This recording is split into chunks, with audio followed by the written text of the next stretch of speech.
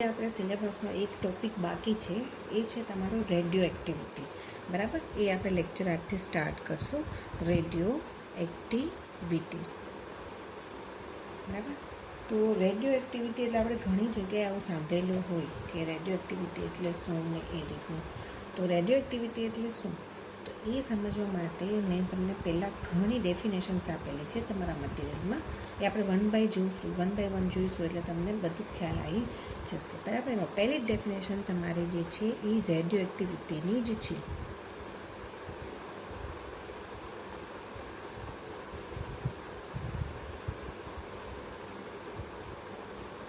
બરાબર, radio activity. હવે radio activity કોને કહેવાય? બરાબર, તો અમુક છે ને એ સબસ્ટન્સ આપણી અર્થ પર છે, આપણી પૃથ્વી પર અમુક એવા પદાર્થ મળી આવ્યા છે. ધારો કે આમાં જે તમને નામ આપેલા જ છે, યુરેનિયમ અને પોલોનિયમ. બરાબર, આવા સબસ્ટન્સ ઘણા છે, પણ અત્યારે તમને બે એક્ઝામ્પલ આપેલા છે, યુરેનિયમ અને પોલોનિયમ. આ જે સબસ્ટન્સ, આ જે પદાર્થ છે ને, એમાં કેવું થાય તો કે નેચરલી એ જે સબસ્ટન્સ છે એમાંથી રેડિયેશન એમિટ થાય છે ઓટોમેટિક. બરાબર,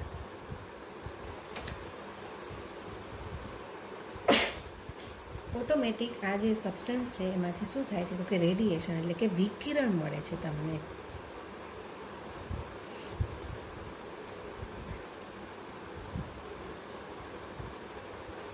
વિકિરણ ઓટોમેટિક એમાંથી એમિટ થાય છે, એનું ઉત્સર્જન થાય છે. બરાબર, તો આ જે પ્રોસેસ છે ને નેચરલી કે જે રેડિયેશન એમાંથી એમિટ થાય છે, એ જે નેચરલ પ્રોસેસ છે એને શું આપણે કહીશું? Radio activity. બરાબર, એટલે શું કીધું છે? અને આ જે છે ને સ્પોન્ટેનિયસ એટલે તાત્કાલિક થાય, મને પોતાની રીતે થાય. સ્પોન્ટેનિયસ એટલે તાત્ક્ષણિક થાય એમ. The phenomena of spontaneous emission of radiation from an active substance. બરાબર, આ શું છે? બધા એક્ટિવ જ કહેવાય ને, એમાંથી એમિશન રેડિયેશન એમિટ થતું એટલે એને કેવા સબસ્ટન્સ કહીશું આપણે? Active substance. Like as uranium, polonium is known as radio activity. બરાબર, તો radio activity is a one type of phenomena, is a process. એને શું કહેશું આપણે? તો કે પ્રોસેસમાં શું થશે તો કે એલિમેન્ટ જે છે એક્ટિવ એલિમેન્ટ એમાંથી સ્પોન્ટેનિયસલી રેડિયેશન શું થશે? એમિટ થશે. આ જે પ્રોસેસ છે એને કહીશું રેડિયો એક્ટિવિટી. બરાબર, યુરેનિયમ અને પોલોનિયમ જેવા એક્ટિવ પદાર્થોમાંથી તાત્ક્ષણિક ઉત્સર્જિત થતા વિકિરણની પ્રક્રિયાને રેડિયો એક્ટિવિટી કહે છે. બરાબર, અને હવે એના પછીનો જે છે ટોપિક એ છે પેરેન્ટ એલિમેન્ટ. હું તમને એક એ વસ્તુ કહી દઉં કે આ રીતે જે તમને યુરેનિયમ પોલોનિયમમાંથી જે રેડિયેશન મળે છે, એ જે રેડિયો એક્ટિવ રેડિયેશન હોય એના કેટલા ટાઈપ્સ છે? તો છે એક આલ્ફા, એક બીટા અને એક ગામા. બરાબર, થ્રી ટાઈપ્સના તમને રેડિયો એક્ટિવ શું મળે તો કે રેડિયેશન મળે છે. હવે તમને કોઈ એમ કહે કે આલ્ફા એટલે શું? બરાબર, તો આલ્ફા એક તમે યાદ રાખી લો. આલ્ફા એટલે એ શું છે તો કે એટમ જ છે. બરાબર, A2He4 એનું કેટલું છે તો કે 2He4 બરાબર છે આલ્ફા. એટલે આલ્ફા એટલે કેટલું તો કે 2He4.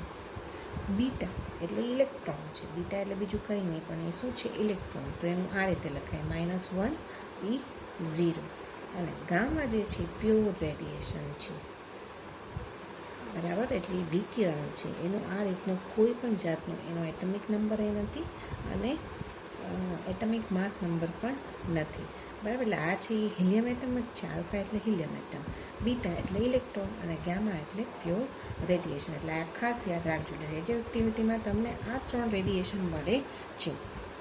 બરાબર, હવે આપણે આપણા જે સેકન્ડ ટોપિક છે પેરેન્ટ એલિમેન્ટ એના ઉપર આવીએ. તો પેરેન્ટ એલિમેન્ટ એને આપણે ગુજરાતીમાં કહીએ જનક તત્વ. જનક એટલે કે આપણા પેરેન્ટ્સ હોય એને આપણે શું કહીએ? આપણા પપ્પાઓ એને શું કહીએ? જનક. તો એ રીતે એલિમેન્ટ એટલે કે તત્વ હોય ને એનું પણ શું છે? પેરેન્ટ છે. બરાબર, તો એ કઈ રીતે? તો હું તમને એક એક્ઝામ્પલ લઈને તમને કહું કે ધારો કે અહીંયા યુરેનિયમ છે. બરાબર, આ રીતે યુરેનિયમ 92 238. હવે એમાં સીધું શું થશે તો કે યુરેનિયમ મેં તમને કીધું આ કયો સબસ્ટન્સ છે તો કે રેડિયો એક્ટિવ સબસ્ટન્સ છે. એમાંથી ઓટોમેટિક રેડિયેશન એમિટ થશે. ધારો કે રેડિયેશન આલ્ફા એમિટ થયું. આલ્ફા એટલે બીજું કંઈ નહીં, આપણે એને શું તરીકે દર્શાવશું તો કે આલ્ફા એટલે 2Ag4 એમિટ થયું. બરાબર. યુરેનિયમમાંથી રેડિયેશનથી તમને શું મળ્યું તો કે આલ્ફા રેડિયેશન મળ્યું. હવે એ કેટલું, આલ્ફા એટલે બીજું કંઈ નહીં હિલિયમ એટમ છે એટલે 2Ag4 તમને મળ્યું. હવે આમાંથી 2 તમે માઇનસ કરો, 92માંથી 2 એટલે અહીંયા 90 આવે. બરાબર. અને એના પછી અહીંયા ઉપર 4 માઇનસ કરો એટલે અહીંયા 234 થાય. તો 234 થાય તો એ કયું એલિમેન્ટ થશે તો કે થોરિયમ, TH. આ રીતે. તો આ રીતે આખી પ્રોસેસ થઈ. તો કે એક એક્ટિવ એલિમેન્ટ છે એમાંથી શું મળ્યું તમને આલ્ફા. આલ્ફા એટલે આ એલિમેન્ટનું શું થયું ડિસઇન્ટિગ્રેશન થયું. ડિસઇન્ટિગ્રેશન થાય એટલે તમને રેડિયેશન મળે. એટલે આ એલિમેન્ટનું ડિસઇન્ટિગ્રેશન થઈ તમને આલ્ફા એલિમેન્ટ મળ્યું. બરાબર છે. તો જે એલિમેન્ટનું ડિસઇન્ટિગ્રેશન થતું હોય અને તમને આલ્ફા બીટા કે ગામા રેડિયેશન મળે તો આ જે એલિમેન્ટ છે એને આપણે શું કહીશું પેરેન્ટ એલિમેન્ટ એટલે કે જનક તત્વ. બરાબર. જેમાંથી એનું ડિસઇન્ટિગ્રેશન થતું હોય ને આલ્ફા બીટા ગામાનું એ જે એલિમેન્ટ છે એને કહીશું પેરેન્ટ એલિમેન્ટ. બરાબર. એના પછીનું તમારું જે છે તો આપણે એક વખત ડેફિનેશન તમારી આના પ્રમાણે જોઈ લઈએ. Radioactive element disintegrates alpha beta and gamma. બરાબર છે. Gamma radiation is called parent element. બરાબર. એનું એક્ઝામ્પલ નીચે મેં તમને આપ્યું એ રીતે આપેલું જ છે. એના પછી જે છે ડોટર, DAUGH, ડોટર એલિમેન્ટ જનિત તત્વ. બરાબર. હવે એ કઈ રીતે તો કે આ જ છે તમારું આ યુરેનિયમનું 9238 છે. એમાંથી ધારો કે તમને આલ્ફા મળ્યું એટલે 2Ag4 મળ્યું. તો તમને અહીંયા જે એલિમેન્ટ મળશે એ જે પ્રોડક્ટ મળશે એ શું મળશે તો કે 90 થોરિયમ 234. તો આપણે આને શું કહીએ છીએ પેરેન્ટ એલિમેન્ટ. આ શું છે તો કે રેડિયેશન. તો આ વધ્યું એ શું છે તો કે એ ડોટર છે. બરાબર. આમાંથી ડિસઇન્ટિગ્રેશન થઈને તમને શું મળ્યું તો કે આલ્ફા રેડિયેશન મળ્યું. અને જે તમને બીજું એલિમેન્ટ જે મળે છે આનું ડિસઇન્ટિગ્રેશન થયા પછી તમને જે નવું એલિમેન્ટ મળે છે જે નવું એલિમેન્ટ જે છે એને જ આપણે કહીશું ડોટર એલિમેન્ટ. ડોટર એલિમેન્ટ એટલે જનિત તત્વ કે આમાંથી આ બનેલું છે એટલા માટે એને શું કહીશું જનિત તત્વ ડોટર એલિમેન્ટ. બરાબર. તો એની ડેફિનેશન છે the new element produce, this is new element. New element is produce due to alpha beta and gamma radiation emitted from this radioactive element. બરાબર. It is called daughter element. બરાબર. Alpha અને beta gamma કિરણો ઉત્સર્જન થતાં જે નવું તત્વ ઉત્પન્ન થાય છે તે તત્વને આપણે શું કહીશું જનિત તત્વ. બરાબર. એટલે આ છે પેરેન્ટ કહેવાય અને આ શું થશે ડોટર. આ છે પેરેન્ટ ડોટર. બરાબર. અહીંયા આ છે પેરેન્ટ અને ડોટર. અને જે અહીંયા તમને મળે છે એ શું છે ડિસઇન્ટિગ્રેશન થઈને એ શું છે રેડિયેશન. એ આલ્ફા પણ હોઈ શકે, બીટા પણ હોઈ શકે અને ગામા પણ હોઈ શકે. બરાબર. આ રીતે. હવે તમારું જે ફોર્થ જે છે ક્યુરી. બરાબર. ફોર્થ જે તમારી ડેફિનેશન છે એ શું છે તો કે ક્યુરી એ જે છે ને રેડિયો એક્ટિવિટીનો યુનિટ છે. બરાબર. કારણ કે આ જે રેડિયો એક્ટિવિટી સૌથી પહેલાં જે સાયન્ટિસ્ટ આપી એ લેડીનું નામ છે ક્યુરી. એના નામ ઉપરથી જ આની જે પ્રોસેસ છે એટલે આનો રેડિયો એક્ટિવિટીનો યુનિટ શું આપવામાં આવ્યો ક્યુરી. બરાબર. એટલે જે ક્યુરી છે એ આપણે જોઈએ કે શું છે તો કે આપણે લઈએ ડિજિટ ન્યુમેરિકલ શું છે 3.7 મલ્ટીપ્લાય બાય 10⁻10 એટમ્સ. બરાબર. અને આ કોના એટમ્સ લેવાના તો કે રેડિયો એક્ટિવ એલિમેન્ટ જેમાંથી તમને આલ્ફા બીટા ગામા મળતું હોય ને એવો એલિમેન્ટ એ લેવાનો. એનો કેટલા એટમ્સ તો કે 3.7 10 મલ્ટીપ્લાય બાય 10⁻10 એટમ્સ. આટલા એટમ્સ એને પર સેકન્ડ. બરાબર છે. એને શું કહેવાય પર સેકન્ડ. એને ડિસઇન્ટિગ્રેશન થવા માટે બરાબર આટલા એટમ્સ છે એ પર સેકન્ડ જેટલું ડિસઇન્ટિગ્રેશન થાય એને શું કહીશું આપણે 1 ક્યુરી. બરાબર. બરાબર. એટલે રેડિયો એક્ટિવ એલિમેન્ટના આટલા એટમ્સને પર સેકન્ડ ડિસઇન્ટિગ્રેશન જે રીતે થાય છે એને આપણે શું કહીશું? ક્યુરી. બરાબર. એટલે disintegration of 3.7 multiply by 10⁻10 atoms of an radioactive elements per second is called 1 curie. બરાબર. રેડિયો એક્ટિવ તત્વના પ્રતિ સેકન્ડે આટલા પરમાણુના વિઘટન થાય તો આ જથ્થાની એક્ટિવિટીને શું કહેવાય છે? 1 ક્યુરી. બરાબર. 1 ક્યુરી એટલે આટલા આઇટમ્સ છે એનું ડિસઇન્ટિગ્રેશન પર સેકન્ડ થતું હોય એને આપણે કહીશું 1 ક્યુરી. બરાબર. એટલે આ તમને ડેફિનેશનમાં પૂછી શકે. બરાબર. અને હવે જે ફિફ્થ છે એ છે ડિસઇન્ટિગ્રેશન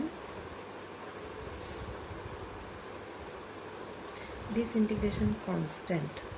ડિસઇન્ટિગ્રેશન constant is denoted by lambda. બરાબર. ગુજરાતીમાં એને કહેવાય છે ક્ષય નિયતાંક. ડિસઇન્ટિગ્રેશન એટલે ક્ષય, નિયતાંક એટલે કોન્સ્ટન્ટ. એને આપણે શેનાથી બતાવીએ છીએ? લેમ્બડાથી. બરાબર. હવે આ જે લેમ્બડાની ડેફિનેશન છે એ તમને એક મેથેમેટિકલ ફોર્મમાં જ આપેલી છે, -dn/dt/n. બરાબર. હવે તમને આ હું પહેલાં સમજાવી દઉં કે શું વસ્તુ છે. આ મેં તમને કીધું એમ ડિસઇન્ટિગ્રેશન કોન્સ્ટન્ટ છે. બરાબર. હવે કોન્સ્ટન્ટ એ કોના બરાબર છે? તો કે નેગેટિવ સાઇન. કોની નેગેટિવ સાઇન? તો કે આ રેટ બતાવે છે. dn/dt શું છે? રેટ એટલે કે દર. કોનો દર છે? તો કે આ એન જે છે ને એન એ શું છે? તો કે નંબર ઓફ એટમ્સ છે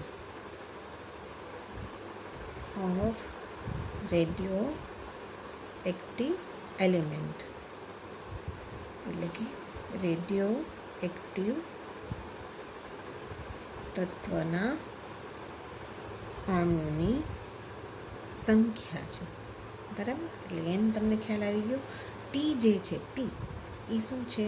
તો કે ટી છે એ ટાઈમ, સમય. બરાબર. એટલે dn/dt શું થાય? તો કે dn/dt એટલે number of atoms disintegrated as per time. એટલે આને શું કહેવાશે? તો કે આખું હું તમને એમ કહું dn/dt શું છે? તો કે ડિસઇન્ટિગ્રેશન રેટ છે. શું છે એ? ડિસઇન્ટિગ્રેશન રેટ. એટલે કે વિઘટન દર. એટલે કે આટલા પરમાણુ આટલા સમયમાં શું થાય છે? એનું વિઘટન થાય છે. બરાબર. આ નંબર ઓફ એટમ્સ છે એ આટલા ટાઈમમાં શું થશે? એનું ડિસઇન્ટિગ્રેશન થશે. એટલે આખો dn/dtને આપણે શું કહીશું? ડિસઇન્ટિગ્રેશન રેટ, વિઘટન દર, divided by number of atoms. બરાબર. એના છેદમાં અણુની કુલ સંખ્યા. તો આ બંનેનો તમે જ્યારે રેશિયો જુઓ, કોનો રેશિયો? તો કે disintegration rate and number of atoms. It is called disintegration constant. બરાબર. વિઘટન દર અને અણુની સંખ્યાના ગુણોત્તરને આપણે શું કહીશું? ક્ષય નિયતાંક. બરાબર. આ ક્ષય નિયતાંક આને કહીશું. અહીંયા જે તમને માઇનસ સાઇન છે એ શું બતાવે છે? તો કે ડિસઇન્ટિગ્રેટ થાય છે. એલિમેન્ટ છે એ શું થાય છે? ડિસઇન્ટિગ્રેટ થાય છે. એનું વિઘટન થાય છે, એમાં ઘટાડો દર્શાવે છે. બરાબર. એટલે એ માઇનસ સાઇન છે. એટલે માઇનસ એટલા માટે છે. એટલે શું થાય? તો કે આની ડેફિનેશન એ કોનો રેશિયો છે? Ratio of disintegration rate to the number of existing elements is called disintegration constant. Radioactive તત્વના એકમ સમયમાં વિઘટન પામતા પરમાણુઓ અને હાજર રહેલા પરમાણુઓના ગુણોત્તરને શું કહેવાશે? ક્ષય નિયતાંક lambda. Lambda is equals to -dn/dt/n. એટલે આ એક ઇક્વેશન તમારે યાદ રાખવાનું છે. હજુ આમાં આગળ લોંગ ક્વેશ્ચન આવશે, એમાં પણ આ આવશે. ઓટોમેટિક તમને ત્યાંથી જ મળે છે, પણ અહીંયા મેં ડેફિનેશન એક સાથે છે એટલે અહીંયા લખેલું છે. બરાબર. એના પછીનો જે ક્વેશ્ચન છે તમારો 6 નંબર, એ છે હાફ લાઈફ ટાઈમ. એટલે કે અર્ધ જીવન કાળ. એને આપણે બતાવશું. હાફ લાઈફ ટાઈમ એટલે ટી એટલે તો સમય થયો, કેપિટલ ટી એટલે ટાઈમ, સમય. હાફ એટલે 1/2. એટલે સબસ્ક્રિપ્શનમાં આપણે શું લખશું? બરાબર. સબસ્ક્રિપ્ટ જે છે એ શું છે? 1/2. એટલે ટી 1/2 એટલે હાફ લાઈફ ટાઈમ. બરાબર. હવે એ કઈ રીતે તમને મળશે એ હું તમને આખું જે છે એનું ડેરિવેશન છે જે આપણે કરીએ, બરાબર છે. તો સૌથી પહેલાં હાફ લાઈફ ટાઈમ એટલે કે અર્ધ જીવનકાળ કોને કહેવાય? The time in which the disintegration radioactive elements activities reduces to half the original. બરાબર. કોઈ એક રેડિયોએક્ટિવ એલિમેન્ટ લ્યો, યુરેનિયમ, બરાબર, 92 238. એ શું કરતું હશે તો કે આમાંથી એનું શું થતું હશે તો કે રેડિયેશન એમિટ કરે, બરાબર. એનો કોઈ રેટ તો હશે dN/dt આ રીતે. અમુક ટાઈમ પછી આ રેટ જેટલો ઓરિજિનલ હોય ને, ઓરિજિનલને જેનો રેટ હોય એના કરતાં dN/dt શું થઈ જશે? હાફ, બરાબર, અડધો થઈ જશે. તો આ માટે જેટલો ટાઈમ લાગે એને, આ જે સમય છે જ્યારે એ અડધું થાય એને શું કહેવાશે? એનો half life time. The time in which the disintegration radioactive elements activities, એટલે આ હાફ થઈ ગઈ ને, એક્ટિવિટીઝ રેડ્યુસીસ ટુ હાફ, એ જ્યારે અડધી થાય, બરાબર છે, એને શું કહેવાય? Half the original is called half life time. Radioactive વિઘટન પામતા કોઈ પણ તત્વની એક્ટિવિટી જે સમયગાળામાં તેની મૂળ એક્ટિવિટીથી, બરાબર, તેની મૂળ એક્ટિવિટીના મૂલ્યથી કેવી થઈ જાય? અડધી થઈ જાય. પહેલાં હતી આટલી હતી, હવે કેટલી થઈ? એનાથી અડધી. તો આ જે સમયગાળો છે ને એને શું કહેવાશે? હાફ લાઈફ ટાઈમ, બરાબર. એટલે આને કહેવાય અર્ધ જીવન કાળ. તો આપણે એનું જોઈએ કે કઈ રીતે એનું ડેરિવેશન છે. તો સૌથી પહેલાં તમારે, બરાબર, આપણે જાણીએ છીએ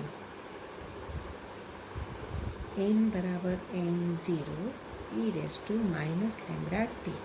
આ જે ડેરિવેશન છે એ તમારાના પછીના ક્વેશ્ચનમાં આવશે. એટલે અહીંયા મેં ડાયરેક્ટ લઈ લીધેલું છે. n = n0 e⁻⁻t, બરાબર, ડાયરેક્ટ એડોપ્ટ કરેલું છે. પાછળનું ડેરિવેશન છે એટલે અત્યારે હું ડાયરેક્ટ લઈ લઉં છું. હવે જે છે આપણે કીધું એમ કે રેડિયોએક્ટિવિટીમાં શું થશે તો કે T1/T ક્યારે થશે? જ્યારે n જે છે, બરાબર છે, એ શું થશે તો કે એના ઇનિશિયલ નંબર છે એના કરતાં કેવા થશે? અડધા. આ n છે ને એ નંબર ઓફ એટમ્સ છે, બરાબર, એટ ટાઈમ t સમયે અણુની સંખ્યા છે n0 છે ને, એટલે t બરાબર 0 હોય ને ત્યારે n0 છે, એટલે કે શરૂઆતના સમયમાં અણુની સંખ્યા, બરાબર. e⁻⁻t એટલે ડીકે કોન્સ્ટન્ટ, એટલે કે ક્ષયનિયતાંક. t એટલે ટાઈમ. હવે t જ્યારે 1/t ક્યારે થશે? કે જ્યારે આ n0 છે ને, શરૂઆતના જેટલા આઇટમ્સ છે એના કરતાં કેવા થઈ જશે? હાફ. ત્યારે તમને t કેવું મળે? અડધો મળે, બરાબર.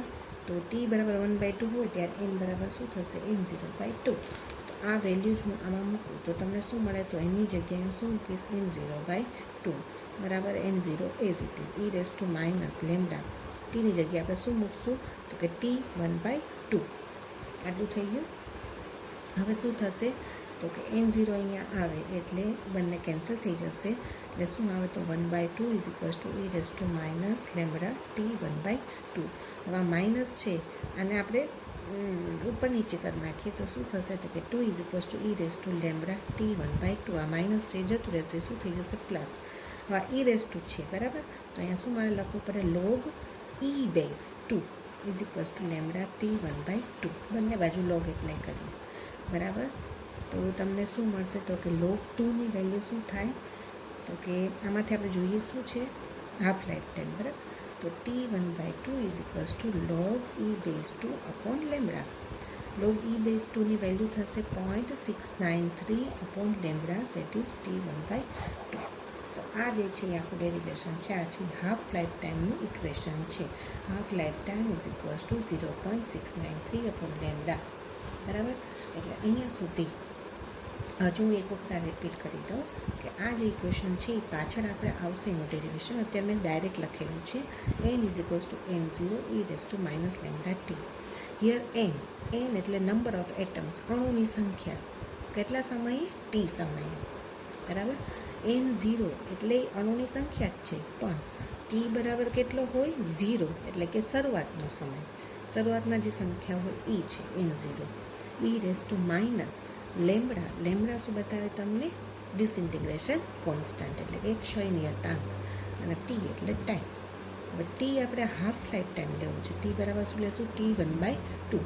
તો ઓરિજિનલ જે એટમ્સ છે એની સ્ટ્રેન્થ શું થશે? હાફ. એટલે n બરાબર શું થશે? ટી આટલો ટાઈમ લઈએ ત્યારે n બરાબર શું થશે? N0/2. બરાબર. હવે આ N0/2 આપણે આ ઇક્વેશનમાં મૂકીએ એટલે એની જગ્યાએ N0/2 N0 as it is into e⁻ T બરાબર શું લેશું? T1/2. બરાબર. N0 બંને બાજુથી કેન્સલ થશે એટલે અહીંયા 1/2 આવશે. હવે આ માઇનસ છે એ શું થશે? પ્લસ. ક્યારે થશે? જ્યારે બંને બાજુ આપણે ઉલટાવીએ. બરાબર. હવે ઈને આપણે કરીએ એટલે લોગ બંને બાજુ લેવું પડે. ઈ બેઝ છે એટલે લોગ e⁻2 આવશે. બરાબર. લોગ e⁻2 આવશે. એ થયા પછી આપણે T1/2 ને સેપરેટ કરીએ તો શું આવશે? Log e⁻2 upon lambda. e⁻2ની વેલ્યુ થશે 0.693 અપોન લેમ્ડા. તો આ શું થયું? તો કે હાફ લાઈફ ટાઈમનું ઇક્વેશન થયું.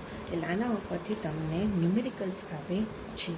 બરાબર. એટલે આ ખાસ ઇક્વેશન યાદ રાખજો. MCQમાં પણ અનરિલેટેડ MCQs આવશે કારણ કે ડાયરેક્ટ તમે આનો કેલ્ક્યુલેશન કરી શકો છો. બરાબર. એટલે ખાસ આ યાદ રાખજો. હાફ લાઈફ ટાઈમ છે અને આ છે ડીકે કોન્સ્ટન્ટ છે. બરાબર. આપણે એના પછીનો જે 7 નંબરનો ટૉપિક છે એ છે એવરેજ લાઈફ. આ હાફ લાઈફ હતું, આ શું છે? Average life.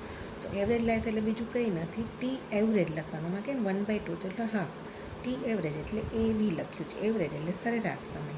બરાબર. એ શું છે? તો બીજું કાંઈ નહીં, 1/λ. બરાબર. તો શું છે? તો કે reciprocal of decay constant of radioactive element is called average life. બરાબર. શું? તો કે ક્ષય નિયતાંકના વ્યસ્તને આપણે શું કહીશું? તો કે સરેરાશ જીવનકાળ કહીશું. કોનો વ્યસ્ત? ક્ષય નિયતાંકનો વ્યસ્ત જ છે ને. T average is equals to 1/λ એટલે કોનો વ્યસ્ત થયો? લેમ્ડાનો વ્યસ્ત. ટી એવરેજ કોનો વ્યસ્ત થયો? લેમ્ડાનો વ્યસ્ત. એટલે લેમ્ડા એ શું છે? તો કે ક્ષય નિયતાંક. તો ક્ષય નિયતાંકના વ્યસ્તને જ આપણે શું કહીશું? Average life. બરાબર. એટલે રેડિયોએક્ટિવ તત્વના ક્ષય નિયતાંક ટીના વ્યસ્તને તેનો સરેરાશ જીવનકાળ કહે છે. બરાબર. એના પછી આ એક ઇક્વેશનને યાદ રાખજો.